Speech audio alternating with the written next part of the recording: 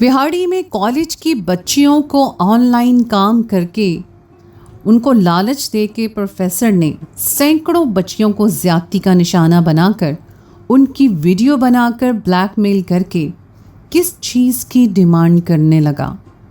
तौबा तौबा। काफ़ी देर से मोबाइल चलाते हुए वही एक जैसे एड्स मेरे सामने आ रहे थे, कहीं किसी कमेंट के नीचे तो कहीं किसी वीडियो पर, और मैं बस पढ़ते ही जा रही थी। साथ साथ बहुत तेज़ी से मेरा दिमाग चल रहा था और ये ऑनलाइन काम के एड्स थे। मेरे दिलो दिमाग में भी बस यही बात आ रही थी कि मुझे भी कोई ना कोई ऑनलाइन काम कर लेना चाहिए।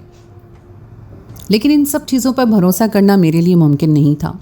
मैंने तो अपना फ़ोन नंबर भी जल्दी किसी को नहीं देती थी, इसलिए बस इस मैसेजेस को देख के मैं आगे बढ़ती जा रही थी। मगर आजकल घर के हालात कुछ ऐसे थे कि मेरा जहन काम की तरफ चल रहा था।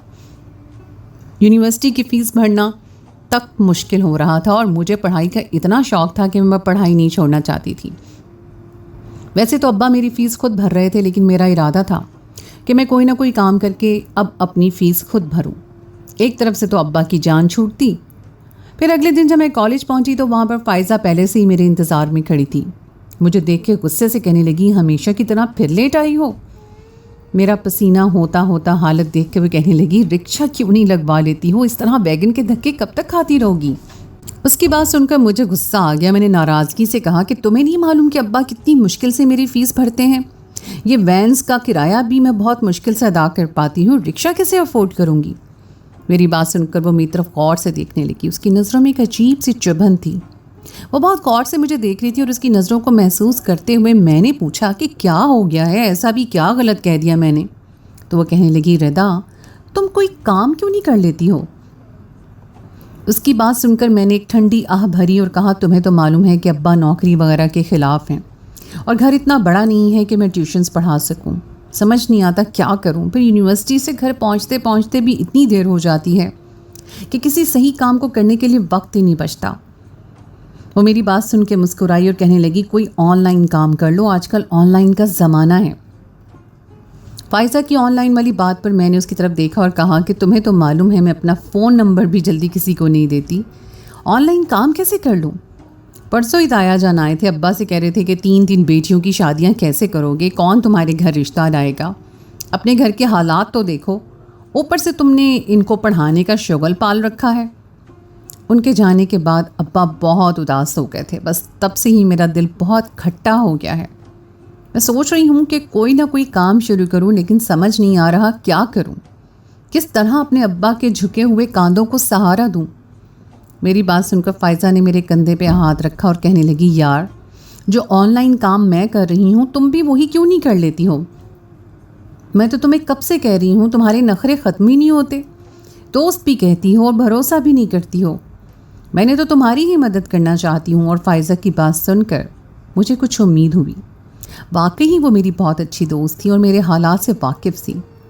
मैं उस पर शदीद आंखें बंद करके भरोसा करती थी। मैंने उससे कह दिया कि चलो ब्रेक टाइम में काम के बारे में बताना, अभी तो क्लास में चलते हैं। फिर हमने सारी क्लासेस अटेंड की और जब ब्रेक हुआ तो कैंटीन पहुंच गए। उसने पहली बात ऑनलाइन काम की ही की। कहने लगी, बहुत आसान सा काम है, बाहर मुल्क से काम मिलता है, वही करना होता है, डॉलर में पैसे आते हैं और जब पाकिस्तानी करेंसी में कन्वर्ट होते हैं तो लाखों रुपए बन जाते हैं। और ये बात सुनकर मैं चौंक गई, लाखों रुपए और वो भी घर बैठे। वो कहने लगी, हाँ मुझे ही देख लो, मैं बड़े सुकून में हूँ, बस थोड़ी बहुत रिक्वायरमेंट्स पूरी करनी होती हैं और नौकरी मिल जाती है। इंग्लिश अच्छी हो तो और भी आसानी होती है, फिर तुम्हारी इंग्लिश तो मुझसे भी ज़्यादा अच्छी है। वो लोग तनख्वाह के साथ साथ लैपटॉप भी दे रहे हैं। मैं जो लैपटॉप इस्तेमाल करती हूँ ये भी मुझे उन्हीं लोगों की तरफ से मिला है। सारी टीम तो बाहर मुल्क में होती है और यहाँ पर उनके 1-2 बंदे हैं जो इंटरव्यू वगैरह लेकर और फिर नौकरी देते हैं। यूँ समझ लो कि ऐसी नौकरी है कि पींग लगे ना फटकरी और रंग भी चौखा आए। ये कह के वो हंसती थी और मैं बस उसके हाथ में पकड़े लैपटॉप को देख रही थी। अगर वाकई सब कुछ उसे वहाँ से मिला था तो बड़ी ही कमाल बात थी। मैंने कहा कि सीवी तो मेरे पास नहीं है, तुम खुद बना दो। ऑनलाइन जॉब है, अम्मा अब्बा को बताए बगैर कर सकती हूँ, वो तो कभी नौकरी नहीं करने देंगे। मेरी बात सुनकर फ़ायज़ा खुश हो गई। कहने लगी, ये तुमने बड़ा अच्छा फ़ैसला किया है। फिर उसने मेरे सामने ही मेरी सीवी तैयार की और एक नंबर पर व्हाट्सएप भी कर दी। और थोड़ी देर के बाद मेरे नंबर पर किसी बाहर के मुल्क से फ़ोन आने लगा। فائزہ مجھے اشارے سے کہنے لگی کہ फ़ون اٹھا لو، وہیں سے آ رہا ہے۔ یہ سن کر میں حیران رہ گئی کہ اتنی جلدی سارا کام بھی ہو گیا تھا۔ میں نے جیسے ہی فون کال سے لگایا، دوسری طرف سے بڑی چستہ انگریزی میں مجھ سے سوال جواب شروع ہو گئے۔ میں نے ان کے بہت سارے سوالوں کے جواب تیزی سے دیے اور ثابت کیا کہ میری انگلش بہت اچھی ہے۔ تو انہوں نے کہا کہ یہ انٹرویو تو آپ کا پاس ہو گیا ہے، اگلا انٹرویو فزیکل ہوگا، یعنی آپ کو آنا ہوگا، تاکہ ہم صحیح طریقے سے یہ اندازہ کر سکیں کہ آپ اس نوکری کے لیے اہل ہیں یا نہیں۔ بہت سے لوگ وقتی طور پہ تو نوکری کے لیے حامی بھر لیتے ہیں، لیکن 2-4 دن کے بعد ہی بھاگ جاتے ہیں۔ ہمیں بڑا نقصان ہوتا ہے، ہمارے لیپ ٹاپ، ہماری تنخواہ، سب کچھ ضائع ہو جاتا ہے۔ اسی لیے آپ کو فزیکل انٹرویو کے لیے ایک دفعہ آنا پڑے گا۔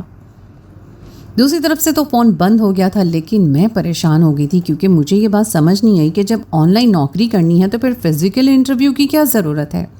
نہ ہی میں کہیں انٹرویو دینے جا سکتی تھی۔ اگر ابا کو پتہ چلتا تو وہ بہت زیادہ ناراض ہوتے۔ ابا کہتے تھے جب تک میں زندہ ہوں اپنے زور بازو پہ محنت کر کے تم لوگوں کے خرچے اٹھا سکتا ہوں، تم لوگوں کو یہاں وہاں کے دھکے کھانے کی ضرورت نہیں ہے۔ اس لیے میں نے آن لائن سمجھ کر سی وی دلوا دی تھی۔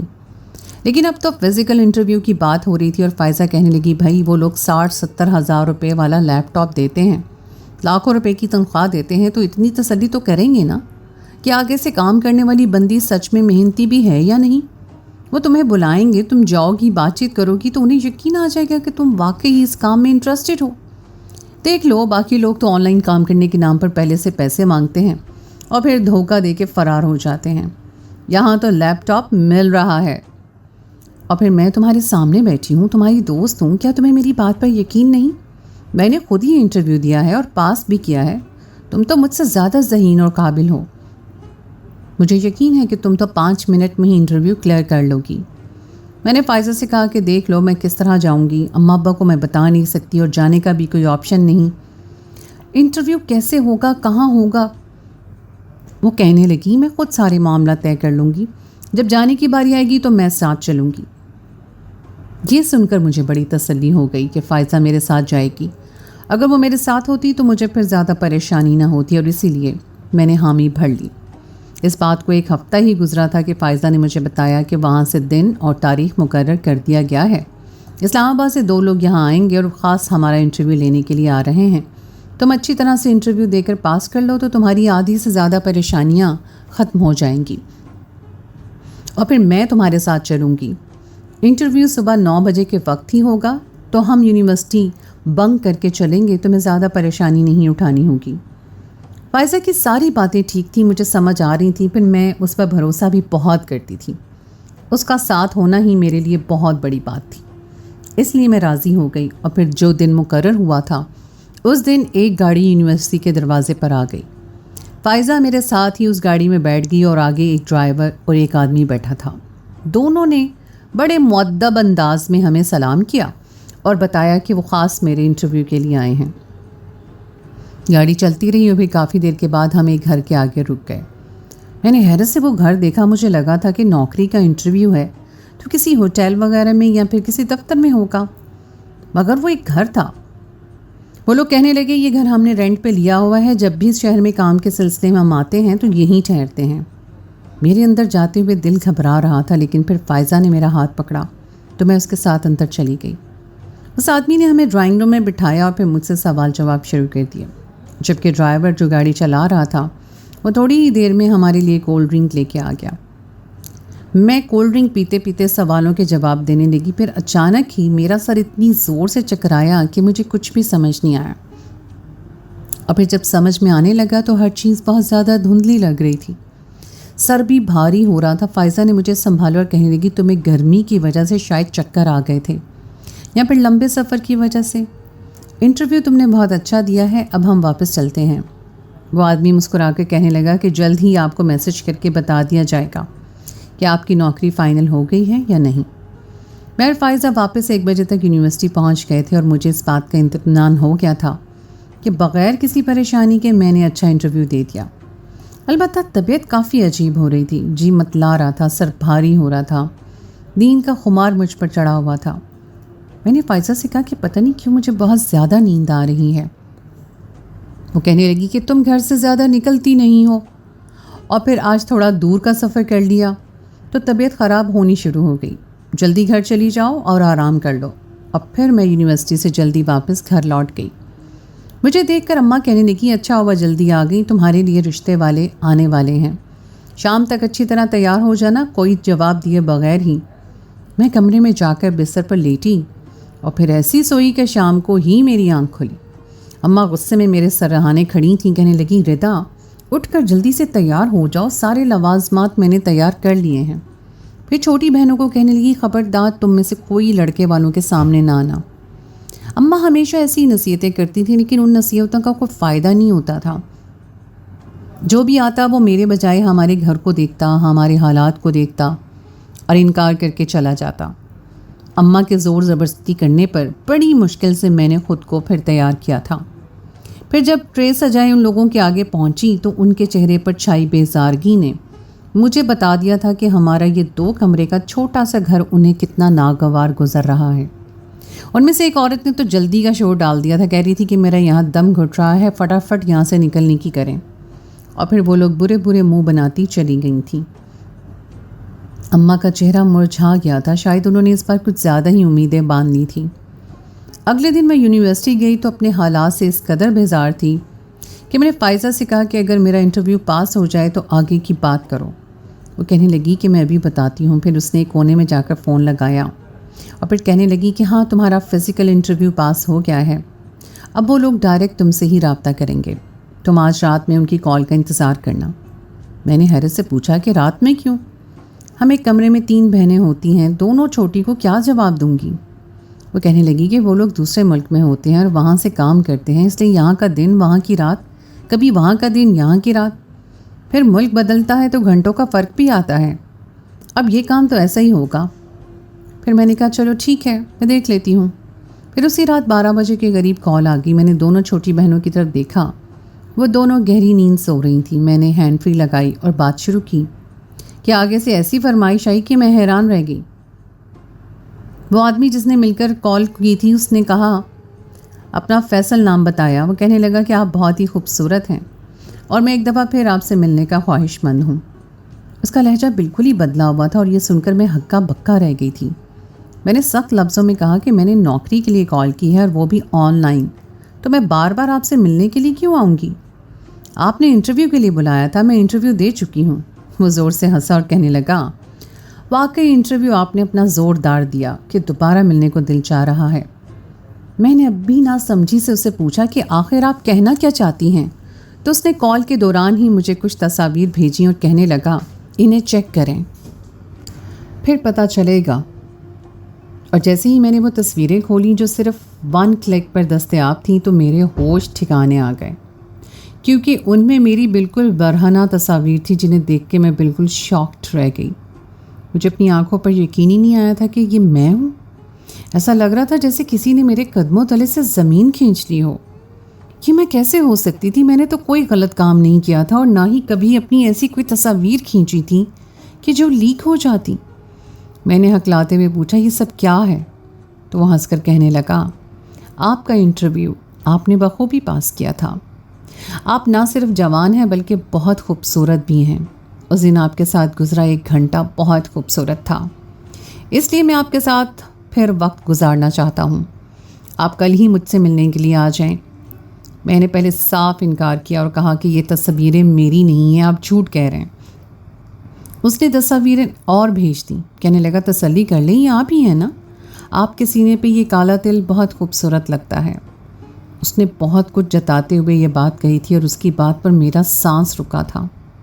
میں نے ان دونوں تصویروں کو دیکھا تھا اور میرے رونگٹے کھڑے ہو گئے تھے، کیونکہ سینے پہ موجود بڑا سا سیاہ تل تصویر میں واضح تھا اور یہ تل میرے وجود پر تھا۔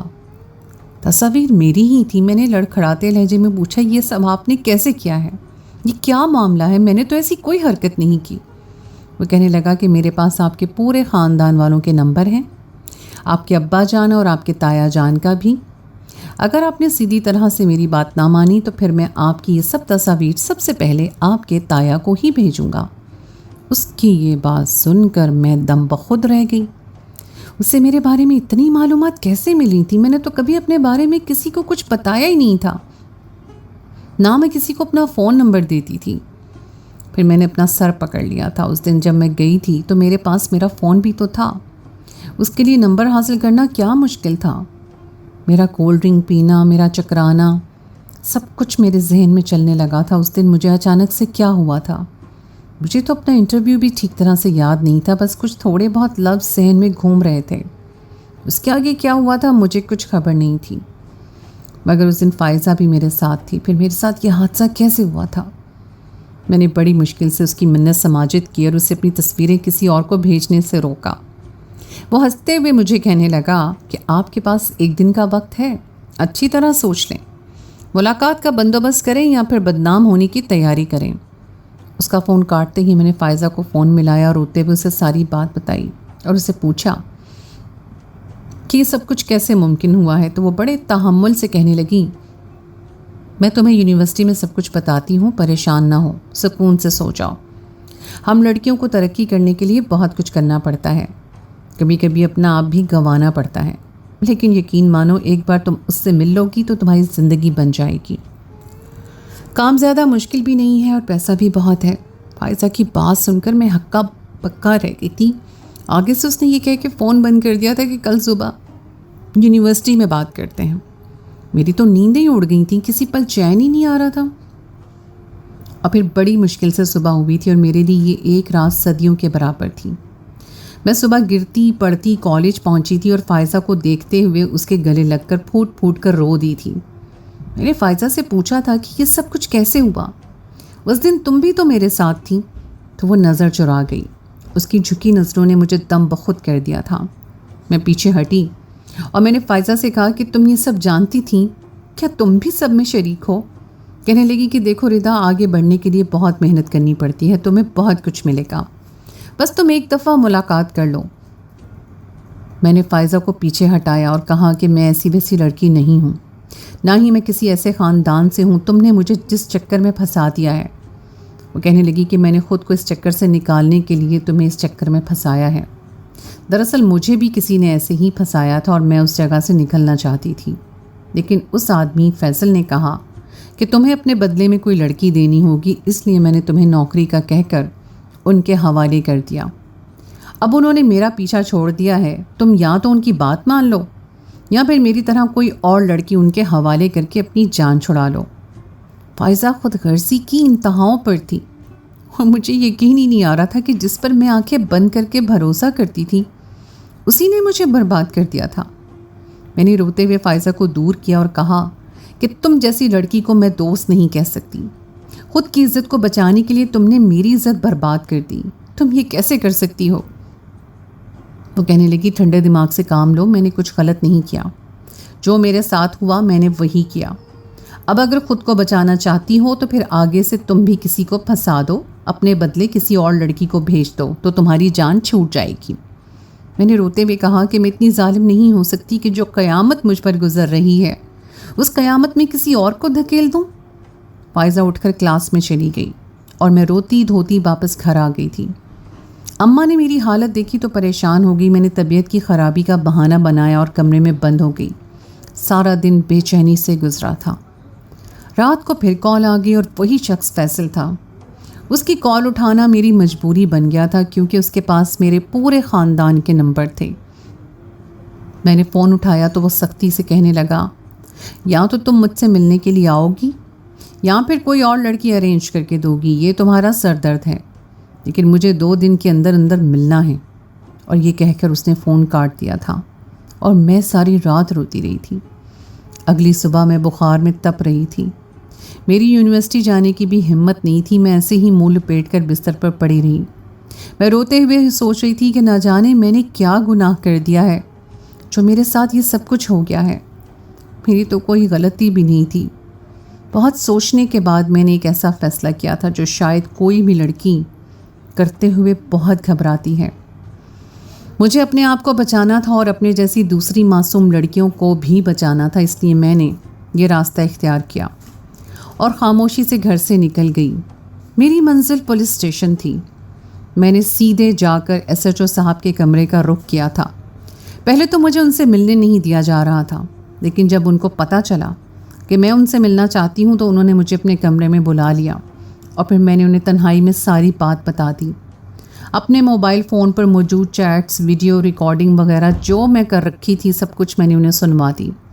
SHO साहब ने मेरे सर पे हाथ रख दिया और कहा, वो अब्बा की उम्र के थे और कहने लगे, फ़िक्र नहीं करो बेटी, हम इस मुजरिम को रंगे हाथों पकड़ लेंगे, बस तुम्हें हमारा साथ देना होगा।